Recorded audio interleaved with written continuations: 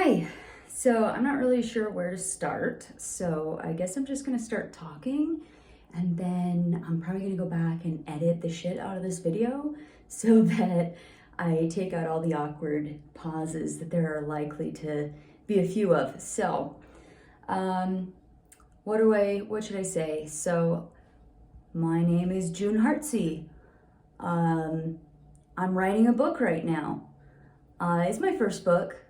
So I've always wanted to write a book. I love reading mystery novels, murder mystery novels, things like that.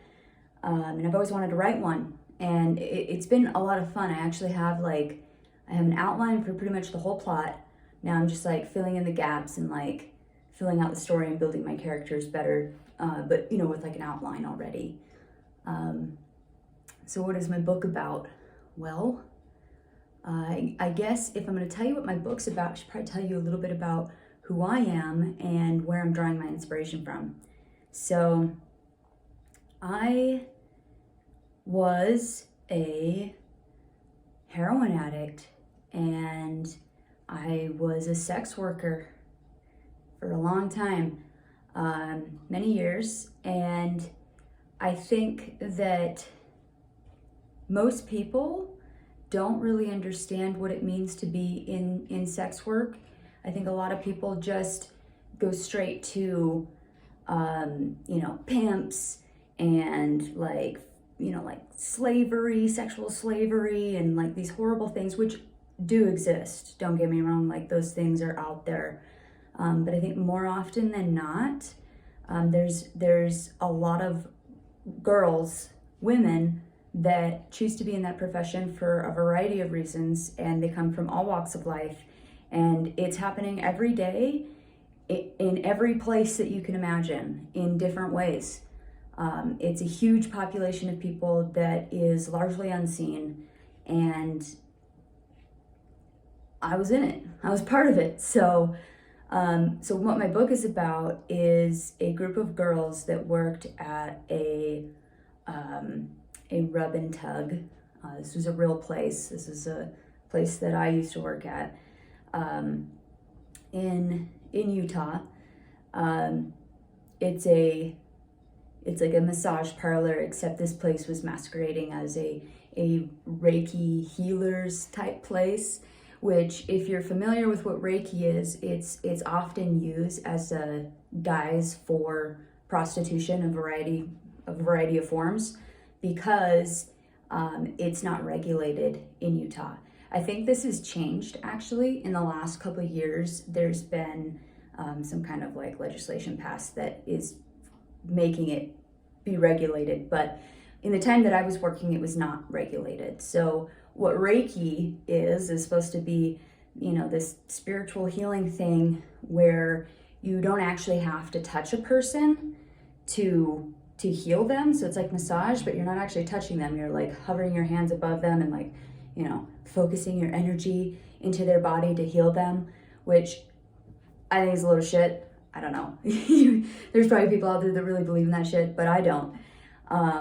But the reason it was important is because you don't touch a person, that's how we're able to get away with having it not be regulated and not fall under typical massage parlors, because that's where you do touch people, right? You actually massage their muscles, and you need a license to do that. And if you don't have one, then that's a DOPL violation, right? And so a lot of girls that would do this kind of work under that kind of pretense would, if they would get busted, it was usually not for prostitution. It was usually for a DOPL violation, because they were touching someone when they shouldn't have been, right?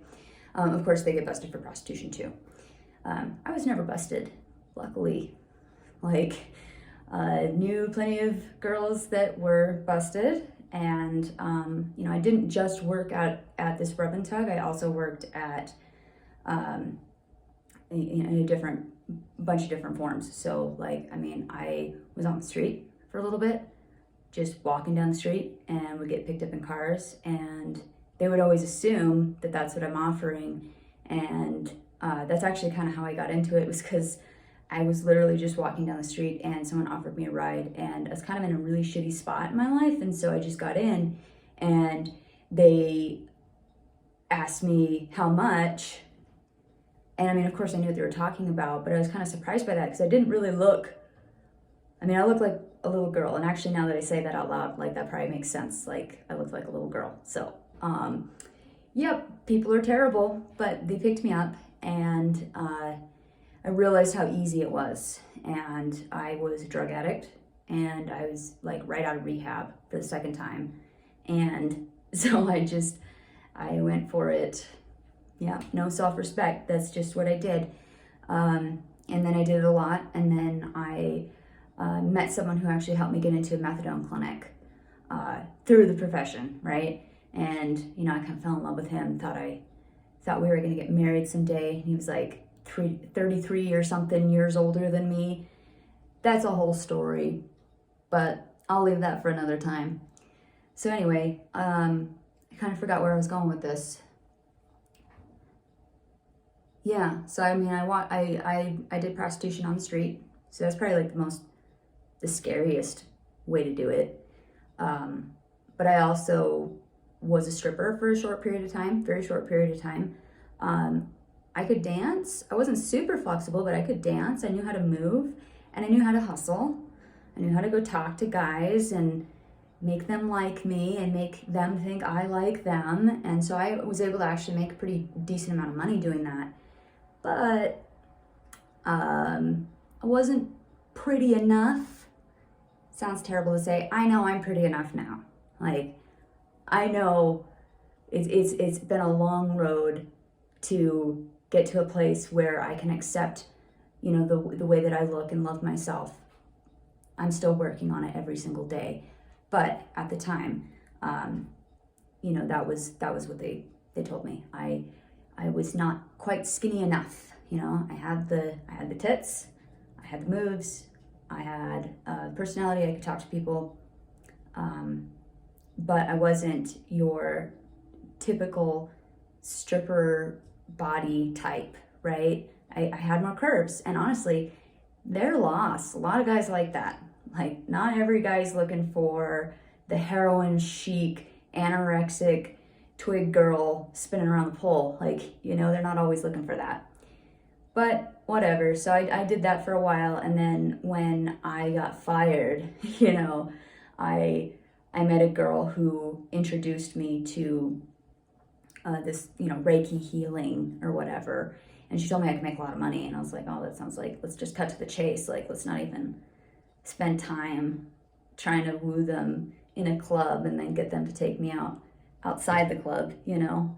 So I did that, and I was there for a while, but I didn't stay there forever. I actually got my own apartment, and I was sick of paying house fees, so I started doing, you know, the same stuff. I bought a massage bed, and I would advertise the same way, use Backpage like so many girls did. Backpage, I guess, doesn't exist anymore, and they've actually been, like, I think what I heard last was that there's a lawsuit or something, criminal charges against them for promoting like child porn, right? Which there's a lot more than just child porn on there, and a lot of girls relied on that significantly for advertising their services like I did. So yeah, so I went to my own apartment and started doing the same work, just out of my own apartment. And how fucking stupid was that? Yes, that was dangerous as fuck. But I did it. I don't know why I did it. You know, you're just not thinking when you're making those kinds of choices. Like, you're just not thinking. You don't realize how dangerous this really is. Like, this is where I sleep, and I'm inviting these fuckers into my home. Now, nothing too terrible ever happened. I mean, there were a few times where I was kind of scared, but it ended up being okay. So, I mean, I made it out. Obviously, I'm here. And I think I have a lot of PTSD just from that. Like, I have PTSD from a lot of different things that have happened to me in my life, different parts of my life too.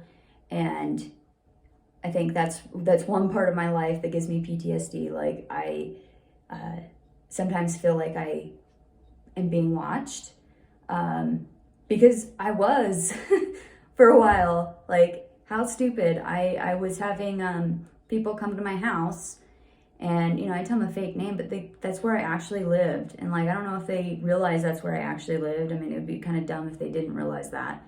Everybody in the apartment building knew. I mean, how could they not? But I was making damn good money. Like, I was living it up. But I was also depressed as fuck too. So anyway, I keep getting off track. I don't really know where I'm going with this, but I think I was just trying to explain, like, I've done sex work in a variety of forms. After I started working out of my apartment, I went on the road with this chick that I knew, and it was just me and her. And we would post on Backpage, and we would go to like small as fuck, stupid little towns way out in nowhere where there's no chicks, and it's easy as fuck to get lots of money. I'm not trying to promote this. Please don't take this as me trying to promote it. I'm just telling you my story. I went out to a lot of places in Wyoming, because there's nothing in Wyoming, but there's a lot of men that do, different types of work out there, and of course there's no women. So, well, I mean, there's women, but it's Wyoming. So nothing against Wyoming women in general. I'm just saying you got a smaller pool to draw from. And it's so remote that, like, I don't know, like, it's weird because when I was there, it felt like everybody was still like in the 90s, and like not the cute 90s that are coming back now. Like, anyway, so yeah, so we did work on the road there, worked out of hotels, that kind of thing. This is the kind of thing that a lot of girls do with pimp and don't make money and are forced to do it, and or are brought into it to support a drug habit that their pimp has like gotten them addicted to. A lot of these girls don't call them pimps, really. I mean, I'm sure there's pockets out there where people do call them pimps, but like, I think most of them are boyfriends, right? He loves me, he's my boyfriend, so I'm gonna do it for him. And then, really he's just taking advantage of this chick. Like, and there's a lot of chicks that are in that situation. My heart goes out to you. If you're in that situation, reach out. I don't know. I'm not sure like exactly how to get out of that situation. I wasn't in that situation, but if you're in that situation, you should reach out to someone. It could be me, it could be anyone. There's resources out there. I don't know exactly what they are at this moment, but I could find them. I'm a very resourceful person. So, yeah, I guess that's a pretty good overall summary of like me, my past, right? And so I'm gonna write this book about a bunch of girls that are working at a rub and tug, and these are all characters that are gonna be, inspired by people that I really knew, and inspired by a place that I actually used to work at. And then the fictional part of the story, because it's gonna be fiction, is there's gonna be one of the girls goes missing, and then like what happens, she's gonna be found in a suitcase out in the West Desert. Who killed her? Obviously this profession is extremely dangerous, so like, was it one of the customers? Probably, right? And so I have a whole set of things that are gonna happen, and then what these girls are gonna find out, and how they're gonna get away, and I'm in the process of writing it right now. So I've never written a book before. We'll see how it goes, but I feel like I have lots of stories to tell, and I don't really want to tell my own story per se. I want to write a new story that uses the things that I spent a good, 10, 12 years of my life in, right? And when I say 10, 12 years, I'm saying like that's from start to like fully getting out, and like I've only fully gotten out like recently.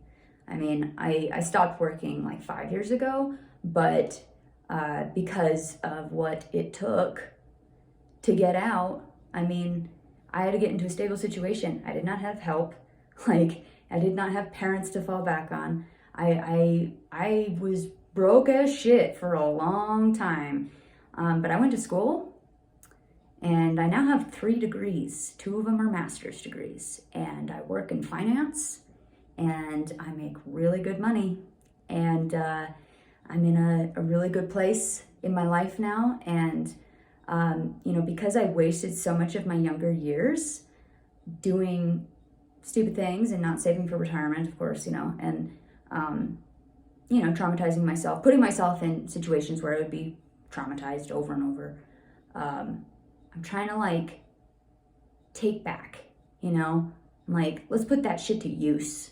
Like, I did a bunch of bullshit, but let's not waste it, you know? This is a whole world that most people know nothing about, and I know about it. So, like, I'm gonna write about it, and hopefully people will find it interesting, and maybe it'll even help a few people, you know? Anyway, so that's my side of things. Until next time.